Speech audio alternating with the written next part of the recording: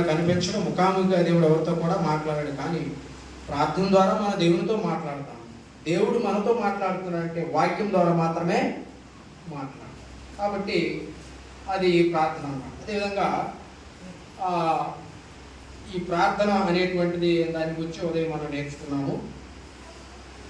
ఇద్దరు భక్తులు చేసినటువంటి ప్రార్థన, ఒకళ్ళు యెహోషువ, ఇంకొక ఆయన హిజ్కియా అనబడిన ఆయన. ఇరువురు కూడా ప్రార్థన చేయటం వలన ఒక ఆయన యుద్ధంలో విజయం పొందాడు. ప్రార్థన చేస్తే దేవుడు మన జీవితాల్లో విజయాలను చేకూరుస్తాడు. అదే ఇంకొక ఆయన హిజ్కియా ప్రార్థన చేయటం వల్ల తనకున్నటువంటి మరణకరమైన రోగం నుండి ఆయన బయటపడ్డాడు.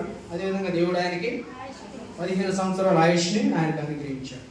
కాబట్టి ఈ ప్రార్థన చేయటం వల్ల అనేకమైనటువంటి ఆశీర్వాదాలను మనం పొందడానికి అవకాశం ఉన్నదని చెప్పే విషయాలు మనము నేర్చుకున్నాం. అదేవిధంగా అబ్రహాము కూడా దేవుని ప్రార్థించి దేవుని యొక్క దీవెనలు పొందినట్లుగా మనము చూడలేదు. ఇస్సాకు, అబ్రహాము ఇరువురు కూడా దేవునికి ప్రార్థన చేసి వాళ్ళకి సంతానం లేనటువంటి సందర్భంలో సంతానాన్ని పొందినట్లుగా మనము చూస్తాం. అదేవిధంగా ఈ ప్రార్థన గురించి మనం ఇంకా మాట్లాడుకున్నట్లయితే, దేవునికి ఎప్పుడు ప్రార్థన చేయాలమ్మా? పాస్టర్ గారు వచ్చినప్పుడు, లేకపోతే ఆదివారం ఆరాధన జరిగేటప్పుడు, బైబిల్ తరగతి జరిగినప్పుడు దేవునికి ప్రార్థన చేయటం కాదు. సమయమందును అసమయమందును కూడా దేవునికి